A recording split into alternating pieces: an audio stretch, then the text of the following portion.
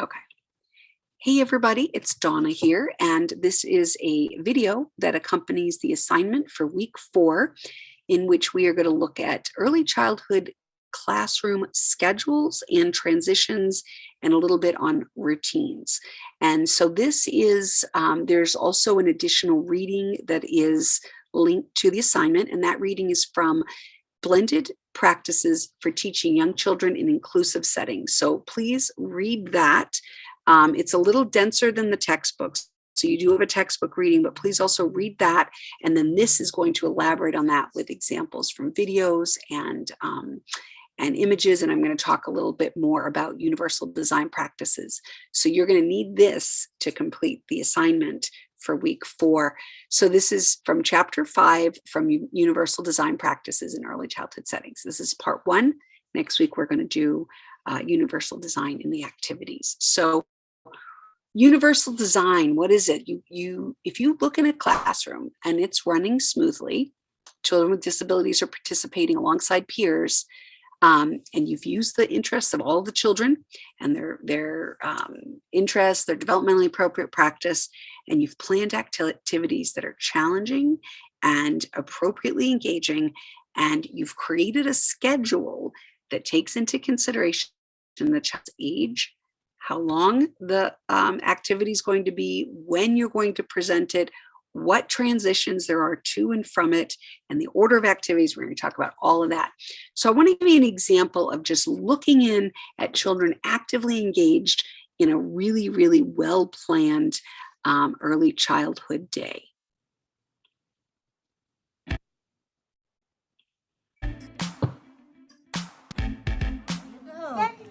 Ariana's waiting. Why? Hey, that's okay. That's okay. Wow. Yeah, come on, Ken, you ever care? So as you're watching these, think about these didn't just happen. These kids didn't just like, oh, I put this out there. There was planning that went into the activity, and I'm going to talk about activities next week, but I just want to note that, like, you're building activities. So maybe you have those children paired together for a reason. Certainly the activities that they're doing in these clips are based on the child's interests, and look at how engaged they are. So when you see children that engaged, okay, then that planning has been effective. And we know early childhood education is unpredictable, and you can't expect that it's always going to go this way. But when you plan your schedule really well, using universal design, inclusion principles, developmentally appropriate practice, and embedding learning opportunities and the right supports, it looks like it's just naturally working. But that's good teaching. Thank you for waiting, Alexander. Alexander's back to reading. Can you get a little bit over here? Is that right? Stay there now. Move on a little bit. Let's go.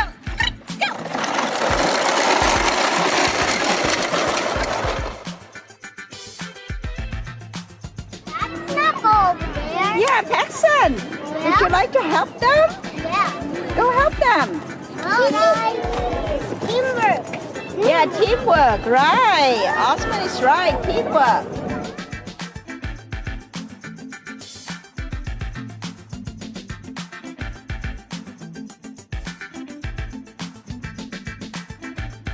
Oh, yay. Thank you for helping. You're such a good helper.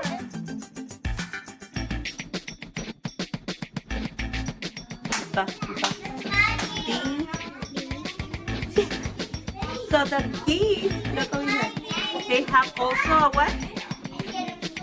The B. And so when you think about inclusion, just like universal design, try to think, how can you design the classroom so that all the children are have the opportunity to participate independently, and are there ways that you can do the same thing? You can create that opportunity so that the child with special needs, it's built in, it's embedded in, versus needing additional supports.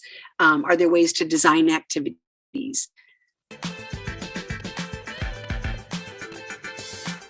like having a visual there. Maybe the child, that's a support for the child, or maybe that's a screen to block some of the sensory stimulation. Circle can be smaller so that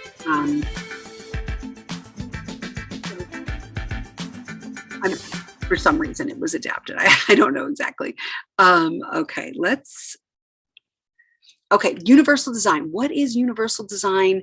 We're going to talk about creating daily schedules. First, I'm going to introduce you to universal design, and then we're going to talk about the schedules and the transitions. So universal design, and I have a short video clip coming up, but they are practices that ensure all children have access to general education curriculum, and it's developmentally appropriate. This is from the chapter excerpt reading from chapter 5. In this environment, the teacher can embed focused or systematic support. So you can have support for a whole group, you can have support for a small group that you've designed, or really focused group support for one child. So that's an aspect of universal practices in early childhood. They're designed to support common outcomes such as state learning standards. And they also provide exposure to important content and learning opportunities throughout the day. Okay, universal design was based on universal design of learning in early childhood is based on an architectural movement, which is universal design of spaces. So if you think about like cutouts in the sidewalk where someone with a wheelchair, they don't need someone to like lift them over it. They can actually participate independently. They don't need help. And so the idea of universal design learning, universal design architecture really is about creating spaces that are natural and everybody can, as many people as possible can have access. And it's the same for everybody. You know, if there's a ramp and the wheelchair can get up the ramp, the person can walk up the ramp. I'm not going to actually play this video, but you can find the link in the slides. They're not the thing that's about universal design, whether it's in architecture or in curriculum, is it's not obvious. So if it's invisible, then it's almost better, right? Because it's just a natural experience for everyone. There's no, it's just everyone has access. And I'm going to ask you to view the images on the following slides and consider what makes these scenes universal design, okay? So take a good look at this picture. And we see a sand table, it's up high. It's not a sandbox in the ground, right? And if you look in the background, you see there's a wheelchair. You also see that there's a sidewalk ramp that is clear and wide, easy enough. So you can imagine children with many differing needs or abilities accessing this playground independently. It might be a really young child, and that space they can run and move. And if they fall, it looks like there's some soft padding or material in the playground, but they can all run and access it. So it's at a height that's appropriate for all children. The child here could have wheeled his chair up and done it and played in the sandbox, but instead it looks like maybe they've embedded some physical developmental opportunities for strengthening, maybe standing and supporting himself. So built into this one feature of the playground, this child could pull himself up to standing. If there were other children, he'd be at the same level as them. There is a parent or a teacher there supporting this child's learning. And so, supporting the learning, but also supporting his physical motor goals and access. So in the next slide, look and see what's happening here. You can see from this playground, it looks like the whole jungle gym is actually a ramp that's big enough so that even a wheelchair could go up there. A younger child, it's safe for a younger child.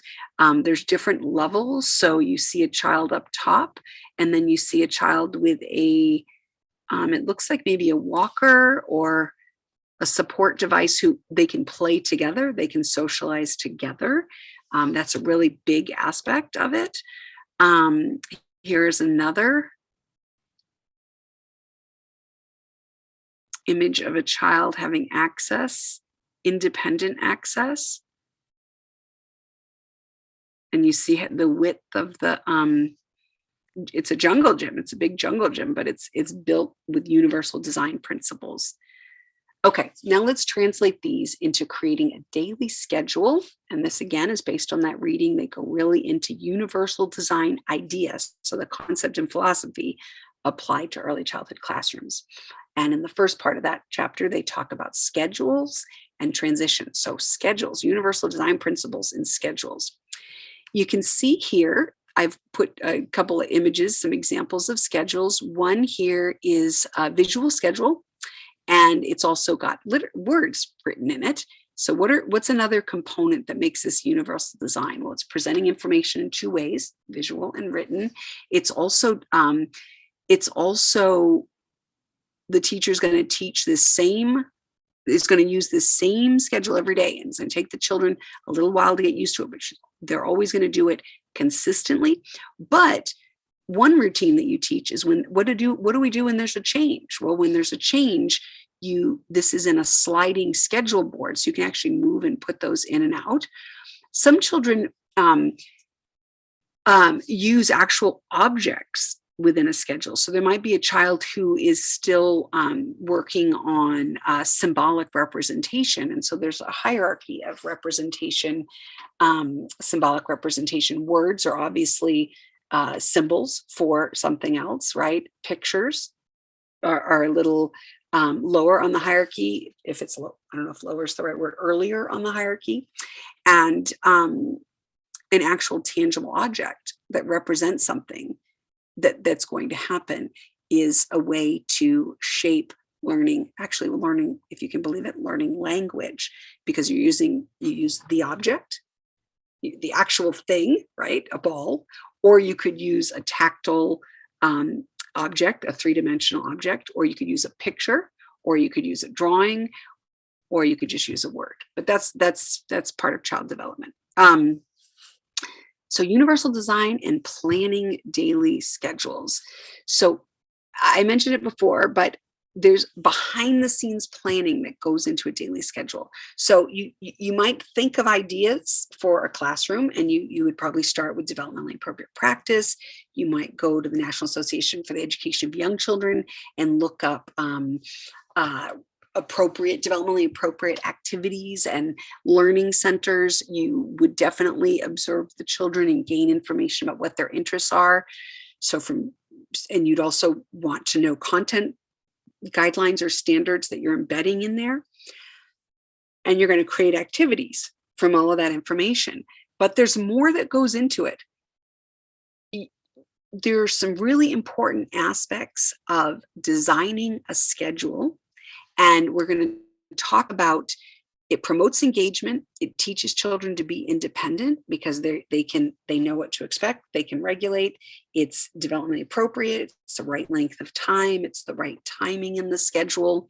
It helps them anticipate transitions. We're going to talk about transitions. Transitions are really hard for young children. Okay. And I've got some strategies in this from the reading to give you ideas to work on the assignment associated with transitions. Considerations when designing classroom schedules. We're not even talking about the activities. We are, but we're going to go into activity planning next week.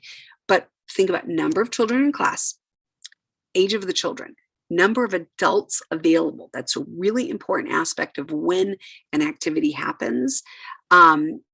The different times of the day, length of the school day, and the best learning time. So when is a child most apt to be able to engage in more focused attention, engagement in a learning opportunity, learning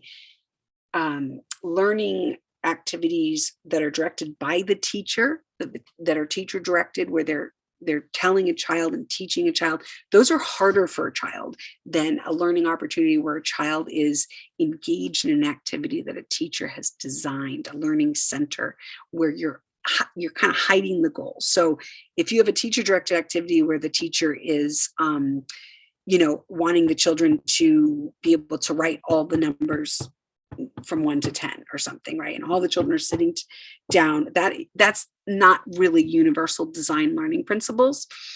But instead, maybe you would have a learning center where you definitely have pictures of number. You want number recognition, that's developmentally appropriate. But you might also have opportunities to create the actual number, with pipe cleaners, but you're also going to have the number concept. So you're going to have objects that are really engaging to the child. And we'll see these in videos and in pictures. And then next week, we'll talk about that more. But now you have multiple ways the child can A, learn, and B, demonstrate what they've learned. So, okay, consider each of the activities on this schedule. Why do you think the teacher arranged the schedule this way? So think about what went into the teacher's thought process for having these activities in this order. It doesn't say the length of time, but we'll do that in our assignment this week. Given what you know about child development, right, and the things we've talked about in this course, are there any activities you would move to a different location? Are there activities you would remove? Are there activities you might change? Where are the transitions? So we have arrival, morning work, circle time. So arrival, morning work, circle time, centers, bathroom, circle time, snack time, clean up, recess, story time, dismissed. When we talked about thinking about when's implementing a schedule consistently, when are they doing that? So they arrive and they immediately move into morning work. Why would they do that? And we don't know what morning work is, but work certainly sounds like it's more focused. And then after focusing on work, then they go into circle time. So what would be the strategy there? I don't really know. This is just a schedule I found. And then they go from there to centers. We don't know how long each of these are, but that seems like a lot of focused engagement, right? And then they go to the bathroom, and then they have another circle time, and then they have snack, and then recess is way at the end. And then they come back from recess and they do a story, and then they're dismissed. So think about why the teacher might plan it that way. Key considerations when creating a schedule to meet the needs of all children. Okay, so developmentally appropriate, so that's the age group, right? Variations in development, so that's individual children within the group, where you're going to, maybe one has more, socially is, maybe a little more adept, maybe they're a little older, there's a range of there's a big difference between a 4-year-old and a 4.5-year-old. Maybe they have an IEP and they have special goals. So how do you do it for all children? You balance the type and structure of activities. You attend to the length of activities. You implement the schedule consistently every day. You got to do it the same. They really, really have to the children, it takes them a little while to learn it. And some learn it faster. Some need extra support. Some may even need additional learning on the side to teach the schedule or routine. Implement it consistently. Use routines and transitions as an opportunity for teaching. So what are routines? We talked about this, right? I think we did. Washing hands before snack. Routines can also be what to do when the schedule changes, getting, what's the expectation for getting onto the bus. These are routines that you do every day. Teach the schedule and expectations. So I'm going to talk about each one of those, right? Balance the type and structure of activities. Balance teacher and child-directed activities. Consider the child's attention span and ability to play independently. So a really good example is when you have free play, right? That's free play for the children, but that's actually not usually free play for the teacher or the assistants. I'm not saying people can't take breaks during certain times. Yes, absolutely, they should. But the free play, you're actually scaffolding social interaction, IEP goals, learning goals, ability to play. There might be a lot of things that you're embedded in there. So their free play is is there are adults facilitating that.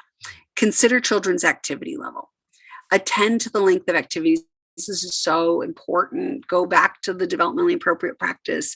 When you're planning schedules, use that to vet whether you've thought through if your activity is too long, too short, too not within their age, what you would expect from someone that age.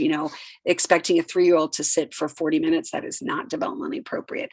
And so really look through that. But when you're doing it, even though you're implementing the schedule the same way every day, if you're engaged in activity and the children are not engaged, you can shorten it, you can adapt it in the moment. So within the activity, you can do things to respond to the children's loss of interest or challenging behaviors. Consider how engaging it is when planning the length. Be sure to give enough time for all, okay, this is an important one, right? Be sure to give enough time for all children to become fully engaged and then change when they get bored. So you might have an activity set up, but it might take them 5 or 10 minutes to really get in that focused engagement. So plan for that in your schedule. Activities which teachers are available to support children's engagement and provide ample choices of materials that are appropriately challenging and interesting to all children should take up a significant portion of the time. Okay. And I really love this image from this, I think it's from this school. But there are a lot of kids there, right? And they're all so engaged. They're looking, you can almost see like some of them actually thinking through what's happening. And the teacher appears to be maybe doing a reading. She could be doing anything. She could be teaching a routine, but however she set it up, all of the kids are engaged. It seems like they know what the expectations are. And she looks like she's using visual. She's allowing them to ask questions, process the information. That is a great example of active engagement and planning for engagement. Okay. Daily schedule. So the daily schedule must be implemented consistently for children to learn. If the schedule changes from day to day, children will not learn the routines and cannot anticipate what will happen next. This can cause confusion. I'm not going to click on this, but you'll have access to this video. This is this woman who has she's a preschool teacher, and she has a YouTube channel with lots and lots of followers. And I just found it when I was making this. But I really like this really short clip that she provides on daily schedule and just the importance of it and how to do it. I mean, I wonder, actually, maybe I will just play it. And if it gets too long, I'll just give you a taste of it. And then you can check it out in the slides.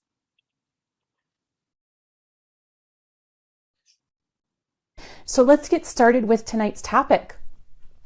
Tonight we are talking about all things daily schedules. And this is something that I've had on my list that people have asked me to make for years and years. Now I have a couple of different things to share with you, but the one that I'm going to share first is new.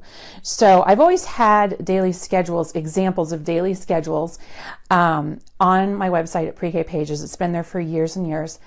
And because one of the questions they would always email me over the years was, what's your schedule look like? So teachers that get moved to the grade, new to the grade level and so forth, what does your schedule look like? So I had both my full and my half day schedules there at Pre-K Pages. And then I think I put them in one of my packets as well, like the parent packet or something like that, so that teachers could give that resource to parents to know, so they would know what it looked like. But I never had it all by itself. So I created a freebie, and the freebie is an editable template. So it's just, I printed these on Astro Brights paper just so that they would stand out. And this one here is the AM schedule. So this is my schedule. So when you open the freebie, Tom will drop a link to it for you below. It's the editable daily schedules. My words are there. You can have the PDF version if you want to use it as a reference. Originally, I had a clip that really, she got right into some real strategies with schedules. So check out that video if you're interested. I think it's just an example, but I think it was a good one. Okay, so schedules: minimize and plan for transitions. I mentioned at the beginning, transitions are so hard for young children. So think about when you create a schedule and then you go and you're going to do this in the assignment. Then you go back and you go, okay, where's a transition? Where's a transition? And then you ask yourself, can I minimize them or even remove some transitions? Like some ideas they had, do they all have to line up and go to the bathroom at the same time? Or is there a way they could do it in smaller groups or when they need to? Could you even something like, instead of having all the kids come and sit at snack, you might want to do that because you might want to embed some goals in that. But could snack be a learning center? Could they just go over to the table and that's all set up, and maybe there's some maybe it's a learning center they can, and there's an adult there, and so there's no transition to and from snack, and there's a routine within that you've taught about cleaning up and getting a plate and getting your food. Can they move between activities independently? So instead of going from science to literacy center, maybe you have different centers and they can move independently, and you have the adults there to scaffold. If you have goals for certain children, then you sort of scaffold a smooth transition. So another idea is to prepare an engaging activity for children when they're all transitioning at the same time. So even within that schedule, you're planning things within that transition. So prepare something engaging, a finger play, a song, pair children as buddies. Some children take longer, and so the other children are out there waiting, and that begins to really really begins to stretch what's developmentally appropriate if you have them waiting for too long. Use routines and transitions as opportunities for embedding learning. Okay, so you're going to again have those standards and those learning goals. You're going to have literacy and math concepts depending on the age. You're going to have science, so you can do it incidentally, right? So something comes up and a child's like, maybe the lights went off and we see, or the shadows or something, and that's an opportunity for science. Children are interested talking about light, right? But you should also plan those transitions to embed learning. So you could do it where you actually create curriculum in the transition environment, like you have footsteps of different numbers or colors, and so as they're naming things as they're going. Or you could have it built into the routine. So, and again, because children develop so quickly, as the teacher, you're observing, and that what you might do to embed learning in the beginning of the year is going to look different than later, right? But you can build on that. So use every routine and transition. Don't overdo it, but again, know that that's something that you're planning a teaching strategy in. So this is teach schedules to promote independence, review the schedule. So with the schedule, you not only, are you going to do it consistently every day, you're going to teach the children, the schedule, and you're going to promote them independently once they know the schedule, independently participating in it. So review it each morning with visual prompts or cues. Visuals might be picture schedules, or materials that represent the activity, and children can assist. They could even help develop the schedule. They could take pictures of the learning centers or themselves in it. There's lots of different ways, but make sure it's consistent. Here's a short video. This is on environmental considerations. Welcome to the How-To series. The topic for this how-to is routines. You will see examples of routines being used in the preschool classroom.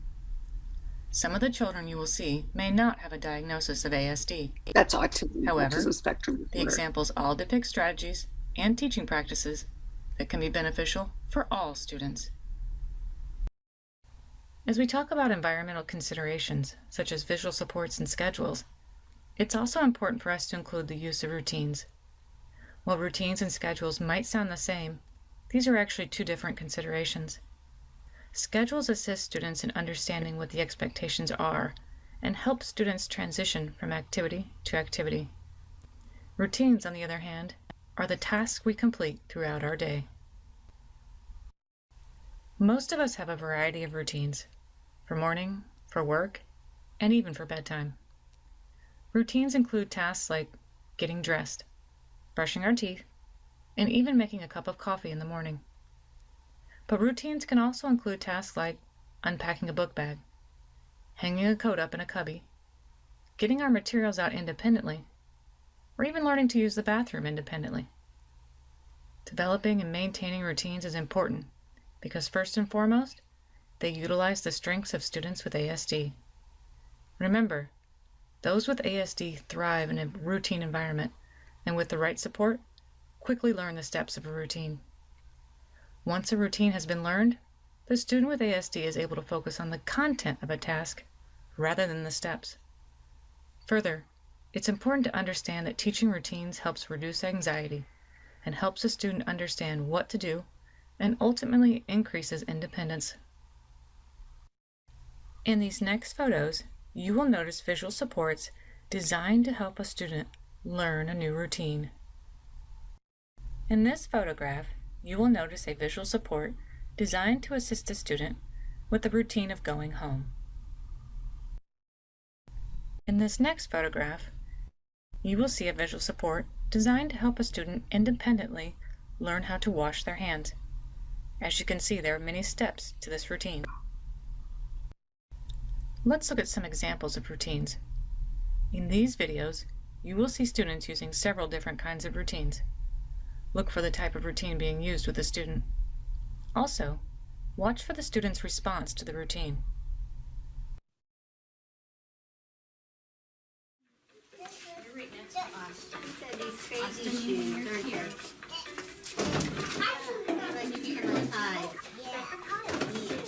Here, why don't you get your lunch out first? I love Your jacket. teddy bears. Pretty. Pretty. You like mine? Yes, very pretty. You can go put him on the sandbox. Teddy. And then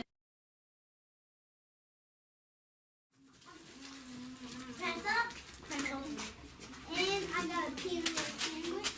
And I got a eat your sandwich. I mean my drink. Ew, don't eat it. I eat it water. Eat. Ew. I eat it water and cool. Ew. I ate. What do you have? Yeah, because they have water in them. Funny though.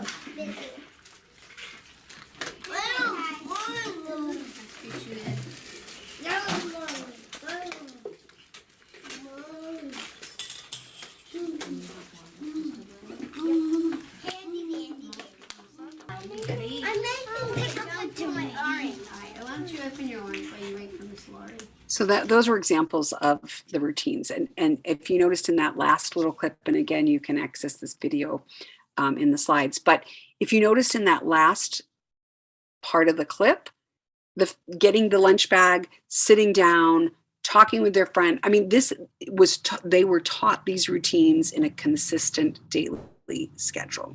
Okay. So teach expectations to promote independence and help the child understand. Again, there's so many great videos out there. I'm going to just share a quick bit of this one, but go ahead and watch it. These are really useful. So teach expectations, use visual reminders. Remember, some children may need more assistance learning a routine.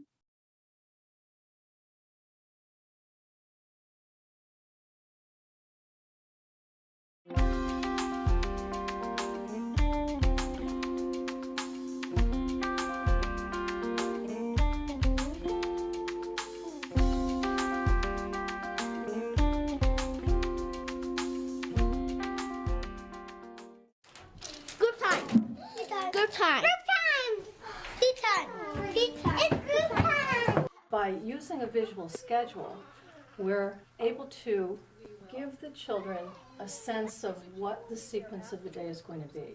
But we also have a history to the day. So each time we look at the schedule, we say first we played, and then what did we do? And I call on everybody. And if something happens that we have to change our schedule for any reason at all, so for instance, if it starts to rain. And then, Sophie, are we going outside today? No. No. Usually we go outside right after group, but not today. It's a rainy, snowy day. I like to give them a chance to participate in what's happening during their day. And everything is not written in stone. There's a lot of flexibility. When our music therapist comes, we put the picture up, and they come in and they look at the schedule and they say, Music Gina's coming today. So it gives everybody that chance to spread good news. We're going to have group, and then we're going to have Music Gina. I'm going to ask you a question. And it's very, very helpful in helping those kids organize themselves, but it's also very helpful in eliminating the amount of reminding and talking that the staff have to do. Okay, so that was, I thought that was just nice and concise.